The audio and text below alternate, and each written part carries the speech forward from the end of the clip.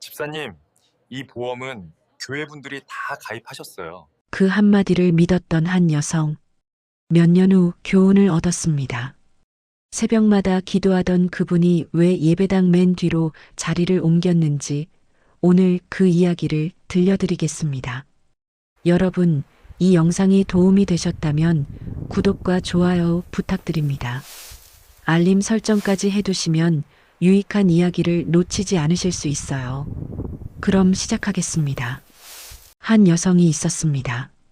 이분을 김 집사님이라고 부르겠습니다. 김 집사님은 평생을 정직하게 살아왔습니다.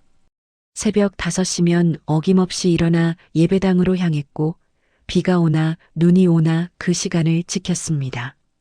교회 청소 당번이 돌아오면 누구보다 먼저 나가서 구석구석을 닦았습니다. 화장실 변기까지 손수 닦으며 주님의 집을 깨끗하게 해드려야지 하고 중얼거리곤 했죠. 김 집사님의 삶의 철학은 단순했습니다. 사람을 의심하기보다는 먼저 믿는 것. 그렇게 배워왔고 그렇게 살아왔습니다. 교회에서도 동네에서도 김 집사님은 참 좋은 분으로 통했습니다. 누가 어려운 일이 있으면 먼저 나서서 도왔고 뒤에서 험담하는 법도 없었습니다. 그런 김 집사님에게도 고민은 있었습니다. 바로 노후 문제였죠. 남편과 함께 작은 가게를 운영하며 2자녀를 키웠는데 아이들 대학 등록금에 결혼 자금까지 대느라 노후 준비는 제대로 하지 못했습니다. 국민연금만으로는 부족할 것 같다는 생각에 가끔 밤잠을 설치기도 했습니다. 어느 주일 예배가 끝난 후였습니다. 교회 현관에서 사람들과 인사를 나누고 있을 때 한 남성이 다가왔습니다. 같은 교회에 다니는 이 씨였습니다. 이 씨는 보험회사에서 일한다고 들었던 사람이었죠. 항상 단정한 양복 차림에 밝은 미소를 지으며 사람들에게 인사를 건네는 모습이 인상적이었습니다. 집사님, 요즘 노후 준비는 어떻게 하고 계세요? 이 씨가 자연스럽게 물었습니다. 김 집사님은 잠시 머뭇거리다가 솔직하게 답했습니다. 글쎄요, 국민연금 받는 것 말고는 특별히 준비한 게 없네요. 사실 좀 걱정이에요. 그러자 이 씨의 눈빛이 반짝였습니다. 아, 그러시구나. 집사님 같은 분은 꼭 노후 걱정 없이 편안하게 사셔야 하는데 말이죠. 마침 좋은 상품이 있는데 한번 설명 들어보시겠어요? 우리 교회 분들도 많이 가입하신 상품이에요. 우리 교회분들도 많이 가입했다는 말에 김 집사님의 마음이 조금 열렸습니다. 같은 신앙 공동체 안에서 다들 선택한 상품이라면 나쁠 리 없을 거라는 생각이 들었던 거죠. 그래요? 그럼 한번 들어볼까요? 김 집사님이 웃으며 대답했습니다. 이 씨는 더욱 환한 미소를 지으며 말했습니다. 네, 집사님 다음 주에 시간 괜찮으실 때 커피 한잔 하면서 자세히 설명해 드릴게요. 집사님께 꼭 필요한 상품이라고 생각해요. 김 집사님은 고개를 끄덕였습니다. 그때만 해도 이 만남이 자신의 인생에 어떤 그림자를 드리울지 전혀 몰랐습니다. 일주일 후, 김 집사님과 이 씨는 교회 근처 카페에서 만났습니다. 이 씨는 노트북과 두꺼운 서류 뭉치를 가져왔습니다. 테이블 위에 서류를 펼치면서 이 씨는 자신감 넘치는 목소리로 설명을 시작했습니다. 집사님, 이 상품은 노후 생활비 걱정을 완전히 덜어드릴 수 있는 상품이에요. 지금부터 일정 금액을 납입하시면 나중에 목돈도 받고 매달 연금도 받으실 수 있어요. 김 집사님은 고개를 끄덕이며 들었습니다. 그런데 서류에 적힌 내용들이 너무 복잡했습니다. 특약, 면책기간, 해지환급금, 사업비, 처음 보는 용어들이 가득했죠. 김 집사님은 몇 가지를 물어보려다가 입을 다물었습니다. 괜히 잘 모르는 사람처럼 보이면 어쩌지? 다들 가입했다는데 나만 이것저것 캐묻는 것도 이상하잖아. 그런 생각이 들었던 겁니다. 이 씨는 계속 설명을 이어갔습니다. 집사님, 이 보험은 정말 좋은 상품이에요. 우리 교회 장로님도 가입하셨고, 권사님들도 여러 분 가입하셨어요. 다들 만족하고 계세요. 그 말을 들으니 김 집사님의 마음이 완전히 기울었습니다. 장로님과 권사님들이 가입했다면 틀림없이 좋은 상품일 거라는 확신이 들었던 거죠. 그럼 저도 가입할게요. 김 집사님이 말했습니다. 이 씨는 활짝 웃으며 서류를 내밀었습니다. 현명한 선택이세요. 집사님 여기 서명만 해주시면 됩니다. 김 집사님은 서류를 자세히 읽지 않았습니다. 사실 읽어도 무슨 말인지 잘 이해가 되지 않았을 겁니다. 하지만 무엇보다도 같은 교회에 다니는 사람을 믿고 싶었습니다. 믿음의 공동체 안에서라면 설마 누가 나를 속이겠느냐는 생각이었죠. 서명을 마치고 나오는 김 집사님의 발걸음은 가벼웠습니다. 이제 노후 걱정을 조금은 덜었구나 하는 안도감이 들었습니다. 집으로 돌아가는 길에 김 집사님은 작은 기도를 올렸습니다. 하나님, 좋은 기회를 주셔서 감사합니다. 하지만 그 기도가 나중에 어떤 의미로 다가올지 김 집사님은 알지 못했습니다. 그렇게 세월이 흘렀습니다. 3년, 4년, 5년. 김 집사님은 매달 빠짐없이 보험료를 납입했습니다. 가끔 생활비가 빠듯할 때도 있었지만 노후를 위한 투자라고 생각하며 꾸준히 돈을 넣었습니다. 그 사이 삶은 계속되었습니다. 둘째 딸이 결혼을 했고 첫 손주가 태어났습니다. 김 집사님은 손주를 돌보느라 바쁜 나날을 보냈죠. 교회 생활도 여전히 열심히 했습니다.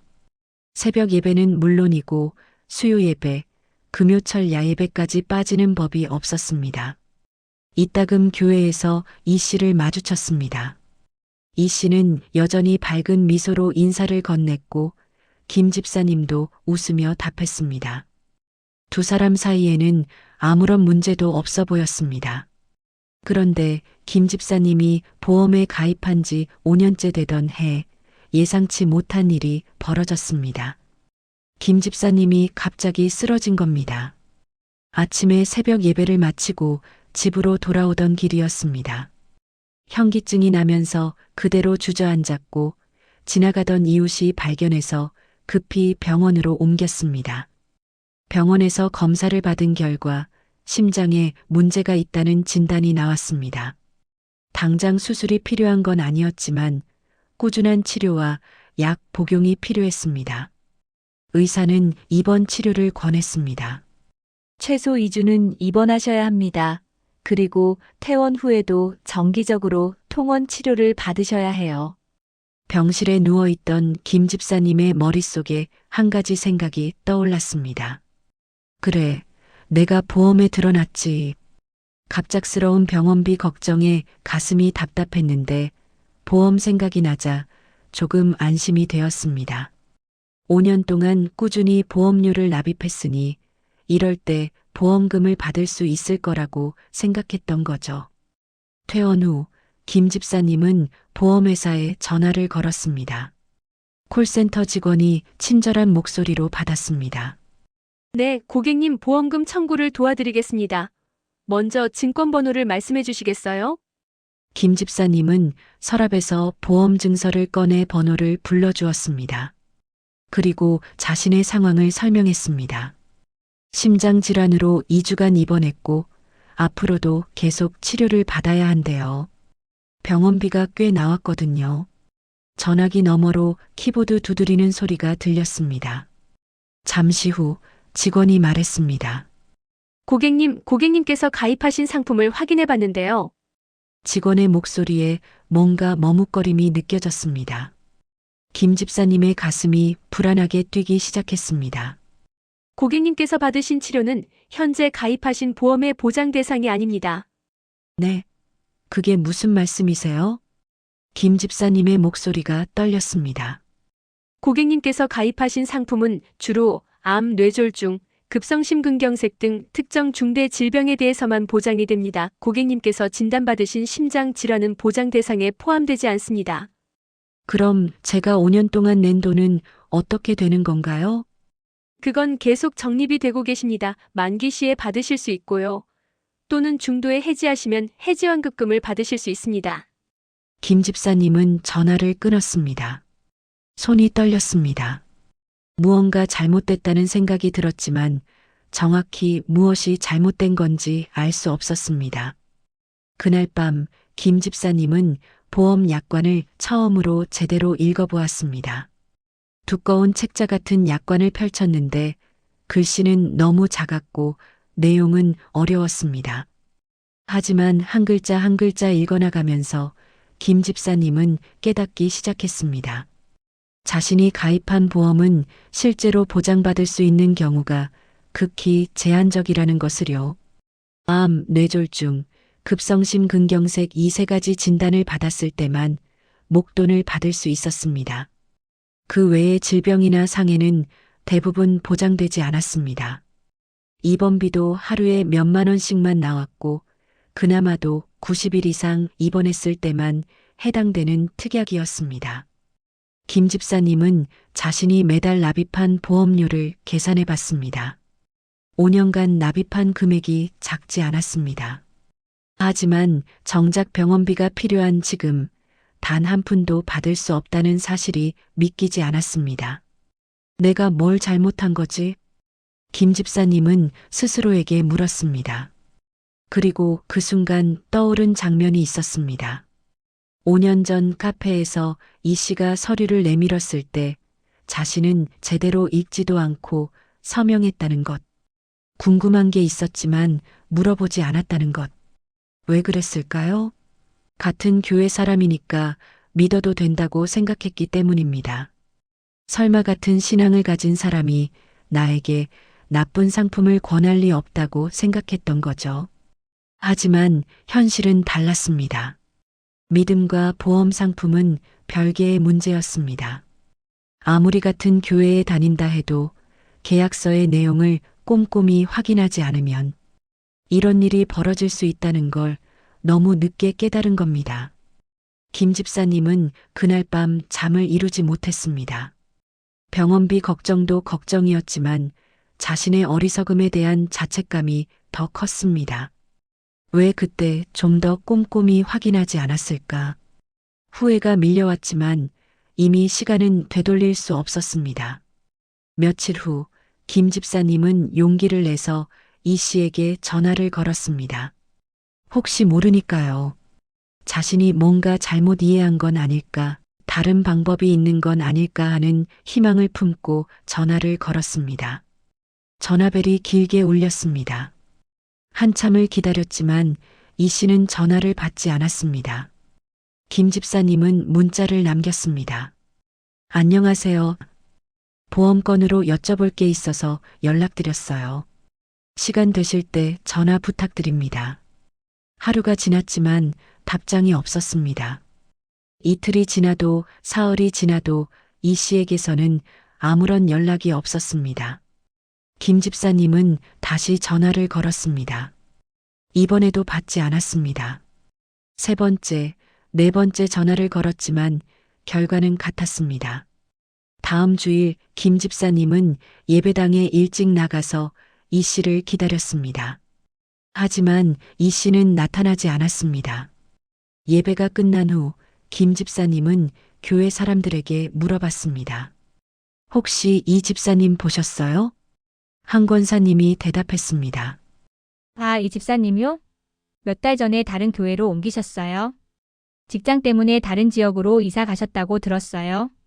김 집사님의 가슴이 철렁 내려앉았습니다. 연락처는 혹시 아세요? 글쎄요. 저도 잘 모르겠네요. 급하게 옮기신 것 같더라고요. 김 집사님은 다시 이 씨에게 전화를 걸었습니다. 이번에는 현재 사용하지 않는 번호입니다라는 안내 멘트가 들렸습니다. 번호를 바꾼 겁니다. 김 집사님은 보험회사에 직접 찾아갔습니다. 상담 창구에 앉아서 자신의 상황을 설명했습니다. 제가 가입할 때 설계사분이 충분한 설명을 해주지 않았어요. 이런 보장 내용인 줄 알았으면 가입하지 않았을 거예요. 상담사는 안타까운 표정을 지었지만 할 수 있는 말은 정해져 있었습니다. 고객님 계약서에 서명하실 때 약관을 받으셨고 청약 철회 기간도 있었습니다. 지금은 계약을 유지하시거나 해지하시는 두 가지 선택만 가능합니다. 해지하면 얼마나 돌려받을 수 있나요? 상담사가 계산기를 두드렸습니다. 5년간 납입하신 금액의 약 60% 정도 돌려받으실 수 있습니다. 김 집사님은 한숨을 쉬었습니다. 그동안 낸 돈의 40%가 그냥 날아가는 겁니다. 하지만 앞으로도 계속 보험료를 내면서 혜택도 제대로 받지 못할 바에는 해지하는 게 나을 것 같았습니다. 해지하겠습니다. 그렇게 김 집사님은 5년간의 노후 대비가 물거품이 되는 순간을 맞이했습니다. 집으로 돌아오는 길, 김 집사님의 마음은 복잡했습니다. 돈을 잃은 것도 아까웠지만 그보다 더 큰 상실감이 있었습니다. 바로 사람에 대한 믿음이었습니다. 같은 교회 사람이라고 믿었는데 김 집사님은 자신이 너무 순진했다고 생각했습니다. 세상이 그렇게 호락호락하지 않다는 걸 같은 신앙을 가진 사람이라고 해서 모두 선한 의도를 가진 건 아니라는 걸 너무 늦게 배운 겁니다. 그날 이후 김 집사님은 변했습니다. 예배당에서 맨 앞자리에 앉던 김 집사님이 맨 뒷자리로 자리를 옮겼습니다. 예배 시간에도 찬송가를 부르다가 문득문득 그날의 기억이 떠올라 목이 메었습니다. 집사님 같은 분은 이 보험이 꼭 필요해요. 그 말이 귓가에 맴돌았습니다. 얼마나 달콤한 말이었는지요. 하지만 그 달콤함 뒤에 숨겨진 진실을 보지 못했던 자신이 원망스러웠습니다. 교회 사람들이 다가와서 집사님, 요즘 왜 그렇게 기운이 없으세요? 라고 물으면 김 집사님은 아니에요. 괜찮아요 라고 웃으며 대답했습니다. 하지만 그 웃음 뒤에 숨겨진 상처를 아는 사람은 아무도 없었습니다. 김 집사님은 누구에게도 이 이야기를 하지 않았습니다. 왜냐하면 말하는 순간 자신이 어리석었다는 게 드러날 것 같았기 때문입니다. 그리고 무엇보다도 교회 안에서 이런 일을 당했다고 말하면 믿음이 약한 사람처럼 보일까봐 두려웠습니다. 하나님을 믿으면서 왜 사람을 의심하느냐는 말을 들을까봐 용서하고 넘어가는 게 신앙인의 자세라는 말을 들을까봐 김 집사님은 입을 다물었습니다. 하지만 그 침묵이 김 집사님의 마음속에 상처를 더 깊게 만들었습니다. 그로부터 몇 달이 흘렀습니다. 김 집사님의 일상은 겉으로는 예전과 다를 바 없어 보였습니다. 여전히 새벽 예배에 나갔고 교회 봉사도 계속했습니다. 하지만 김 집사님 자신은 알고 있었습니다. 자신의 내면이 얼마나 변했는지를요. 예전에는 교회에서 누군가 다가와서 말을 걸면 환하게 웃으며 반겼습니다. 하지만 이제는 누군가 다가오면 먼저 경계심이 생겼습니다. 이 사람은 나에게 뭘 권하려는 걸까? 혹시 또 무언가 팔려고 하는 건 아닐까? 그런 생각이 자동으로 떠올랐습니다. 어느 날 같은 구역의 한 권사님이 김 집사님에게 다가왔습니다. 집사님, 우리 딸이 화장품 사업을 시작했는데 한번 써보시겠어요? 정말 좋더라고요. 예전 같았으면 그래요? 그럼 한번 써볼게요 하고 흔쾌히 대답했을 겁니다. 하지만 이제 김 집사님은 달랐습니다. 아, 저는 지금 쓰는 제품이 있어서요. 괜찮습니다. 김 집사님은 정중하지만 단호하게 거절했습니다. 권사님은 약간 의아한 표정을 지었지만 더 이상 권하지 않았습니다. 집으로 돌아오는 길에 김 집사님은 생각했습니다. 내가 너무 삭막해진 건가? 하지만 동시에 이런 생각도 들었습니다. 아니야, 이제야 제대로 된 거야. 좋은 사람으로만 살려다가 호구가 되는 거지. 김 집사님의 변화는 교회 밖에서도 나타났습니다. 은행에 갔을 때 직원이 펀드 상품을 권하면 예전에는 잘 모르니까 알아서 좋은 걸로 해주세요 하고 맡겼습니다. 하지만 이제는 자료 주시면 집에 가서 천천히 검토해보고 연락드릴게요라고 말했습니다. 마트에서 건강식품을 파는 사람이 다가오면 예전에는 시식도 해보고 이야기도 들어줬습니다. 하지만 이제는 괜찮습니다 하고 지나쳤습니다. 김 집사님은 스스로에게 말했습니다. 이게 잘못된 건 아니야. 내 것을 지키는 거야. 하지만 동시에 마음 한편이 허전했습니다. 사람을 믿고 싶은데 믿을 수 없는 자신의 모습이 슬펐던 겁니다. 그러던 어느 날 김 집사님은 우연히 같은 처지의 사람을 만났습니다. 교회 근처 슈퍼마켓에서 장을 보다가 옆 동네 교회에 다니는 한 집사님과 마주쳤습니다. 잠깐 인사를 나누다가 자연스럽게 이야기를 하게 되었는데 그 집사님도 비슷한 경험이 있었습니다. 저도 교회분한테 투자 권유 받아서 돈을 맡겼다가 다 날렸어요. 알고 보니 불법 다단계였더라고요. 그 말을 듣는 순간 김 집사님은 자신만 당한 게 아니라는 걸 알았습니다. 그리고 이런 일이 생각보다 많이 일어나고 있다는 것도 깨달았습니다. 그래서 그분은 어떻게 되셨어요? 김 집사님이 물었습니다. 연락 두절됐죠. 교회도 안 나오고요. 나중에 들으니 다른 데서도 똑같은 짓을 하고 다녔다고 하더라고요. 두 사람은 한숨을 쉬었습니다. 그리고 조용히 말을 이었습니다. 요즘은 교회 안에서도 조심해야 하는 것 같아요. 맞아요. 같은 신앙을 가졌다고 해서 다 믿을 수 있는 건 아니더라고요. 그날 이후 김 집사님은 생각을 정리하기 시작했습니다. 자신이 경험한 일이 단순히 개인의 불운이 아니라 많은 사람들이 겪고 있는 문제라는 것을 알게 된 겁니다. 그리고 깨달았습니다. 신앙과 현실은 분리해서 생각해야 한다는 것을요. 하나님을 믿는 것과 사람을 무조건 믿는 것은 다른 문제라는 것. 신앙인으로서 사랑하고 용서하되 현실적인 판단은 냉정하게 해야 한다는 것을요. 어느 저녁 김 집사님은 성경책을 펼쳤습니다. 그리고 마태복음 10장 16절을 읽었습니다. 보라, 내가 너희를 보냄이 양을 이리 가운데로 보냄과 같도다. 그러므로 너희는 뱀같이 지혜롭고 비둘기같이 순결하라.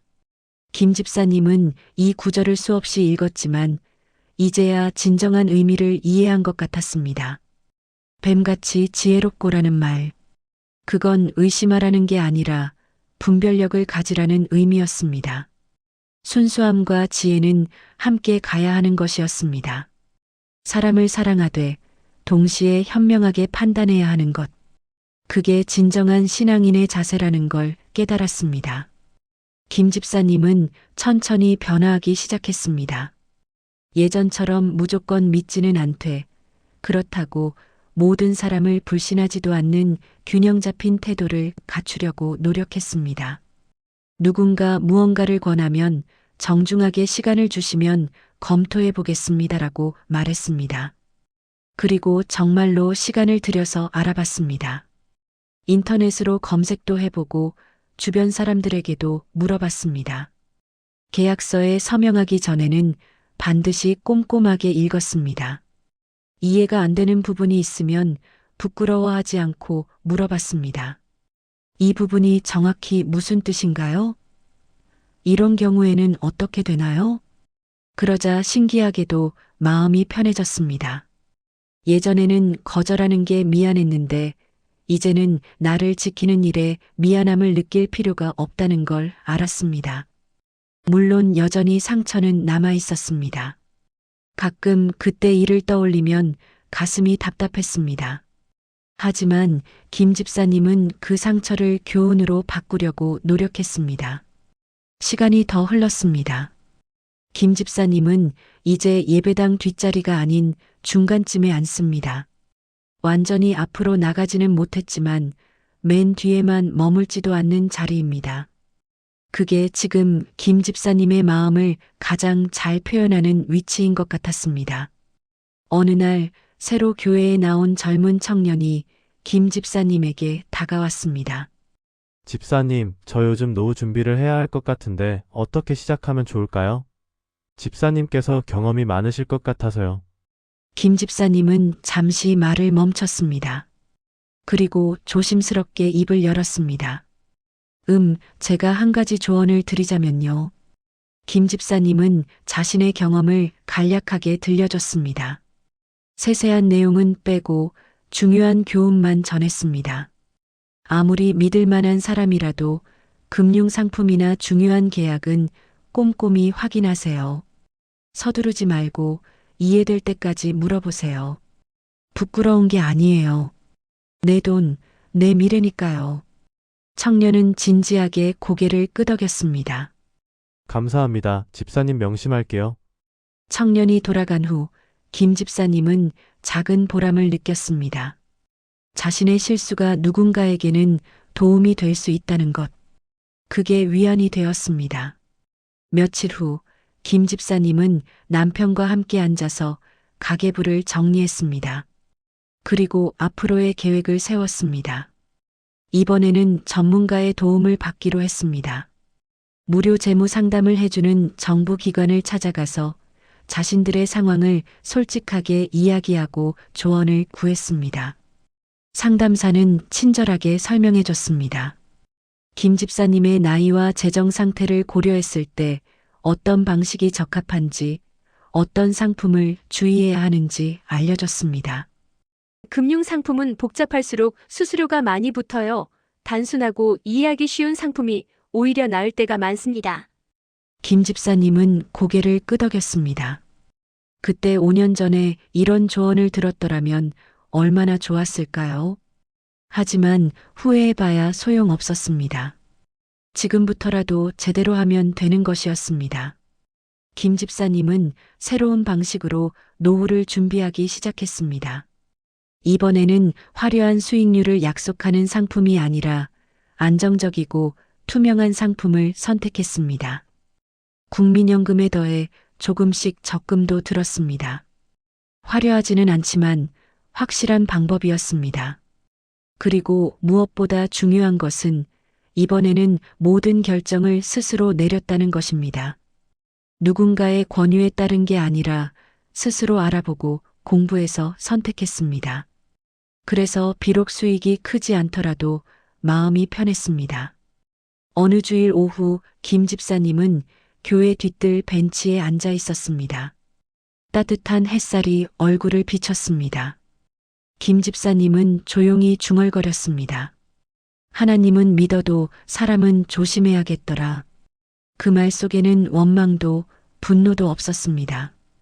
다만 인생을 살아오며 배운 지혜가 담겨 있었습니다. 믿음은 여전히 중요했습니다. 하나님을 믿는 것, 사람을 사랑하는 것, 그건 변하지 않았습니다. 하지만 그 믿음이 맹목적인 것이어서는 안 된다는 것, 사랑한다고 해서 판단력을 잃어서는 안 된다는 것, 그게 김 집사님이 배운 교훈이었습니다. 그날 저녁 김 집사님은 오랜만에 일기를 썼습니다. 오늘도 무사히 하루를 마칩니다. 그 일은 여전히 가끔 생각나지만 이제는 그 아픔이 나를 더 지혜롭게 만들었다고 생각합니다. 잃어버린 돈은 돌아오지 않지만 얻은 교훈은 평생 갈 것입니다. 같은 신앙을 가진 사람이라고 해서 같은 공동체에 속했다고 해서 무조건 믿어서는 안 됩니다. 분별력을 가지고 지혜롭게 판단해야 합니다. 그게 나를 지키는 일이고 결국 내 가족을 지키는 일입니다. 이제 저는 압니다. 진정한 신앙은 순진함이 아니라 지혜와 함께 가는 것이라는 것을요. 김 집사님의 이야기는 여기서 끝이 아닙니다.